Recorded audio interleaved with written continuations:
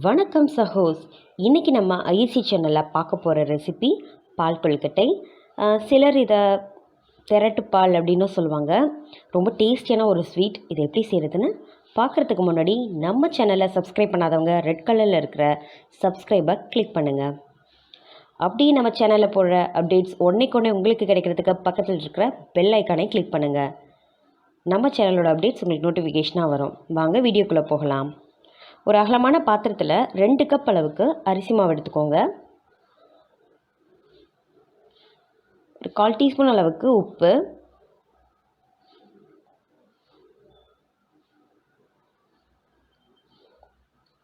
இப்போ இதை நல்லா தண்ணி விட்டு பசைஞ்சிக்கலாம்.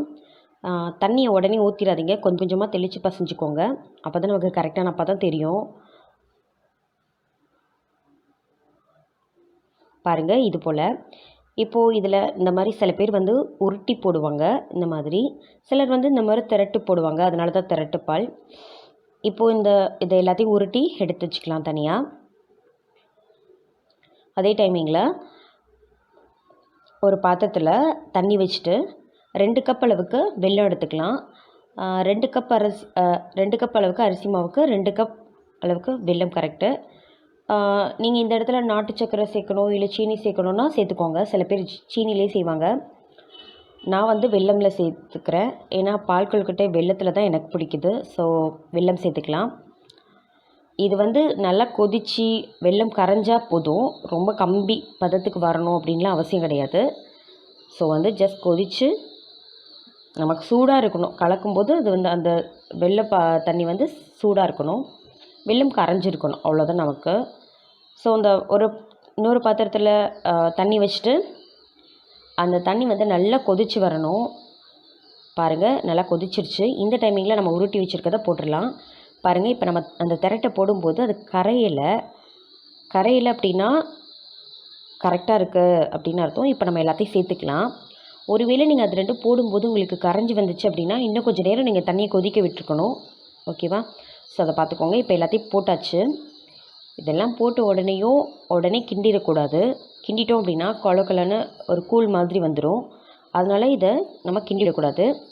நல்லா கொதித்து வரணும். இப்போ நம்ம வந்து இந்த டைமிங்கில் சூடாக இருக்கிற அந்த வெள்ளை தண்ணியை சேர்த்துடலாம். ஒருவேளை உங்களுக்கு அந்த வெள்ளை தண்ணி வந்து உங்களுக்கு சூடாக இல்லை அப்படின்னா கொஞ்சம் நீங்கள் லேட்டாக கூட சேர்த்துக்கலாம், ப்ராப்ளம் இல்லை. இப்போ எனக்கு சூடாக இருக்கிறனால நான் இந்த இடத்துல சேர்த்து கொதிக்க விட்டுட்டு கொதிச்சிட்ருக்கும்போது 1/4 டீஸ்பூன் அளவுக்கு ஏலக்காய் தூள் சேர்த்துக்கலாம். பாருங்கள், நல்லா வெந்துருச்சு. இப்போ இந்த மாதிரி ஜாயின் பண்ணியிருந்தது அப்படின்னா நம்ம அப்படி லைட்டாக ஓரமாக ஒடிச்சிடும்போது அது தனித்தனியாக பிரிஞ்சு வந்துடணும். அப்படின்னா கரெக்டாக வெந்துருச்சுன்னு அர்த்தம். இப்போ எனக்கு எல்லாமே வெந்துருச்சு. ஸோ 1 கப் அளவுக்கு பசும்பால் சேர்த்துக்கிறேன். உங்கள்கிட்ட பசும்பால் பேக்கெட் பால் இல்லை அப்படின்னா நீங்கள் இதை ஸ்கிப் பண்ணிடுங்க. பாருங்கள், சேர்த்து நல்லா கொதிச்சு வருது.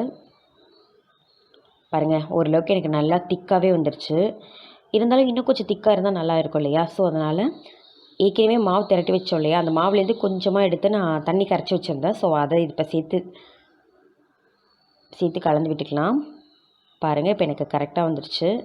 நல்லா வெந்தும் வந்துடுச்சு. இந்த டைமிங்கில் நம்ம துருவி வச்சுருக்க தேங்காய் சேர்த்துக்கலாம். அவ்வளோதாங்க, பால் கொழுக்கட்டை ரொம்ப ரொம்ப ஈஸி, ரொம்ப டேஸ்ட்டாக இருக்கும். நிஜமாலே இதை ட்ரை பண்ணி பாருங்கள். செம்மையான பால் கொழுக்கட்டை ரெடி ஆகிடுச்சு. இந்த ரெசிபி உங்களுக்கு பிடிச்சிருந்துன்னா லைக் பண்ணுங்கள், ஷேர் பண்ணுங்கள், சப்ஸ்கிரைப் பண்ணுங்கள். தேங்க்ஸ் ஃபார் வாட்சிங்.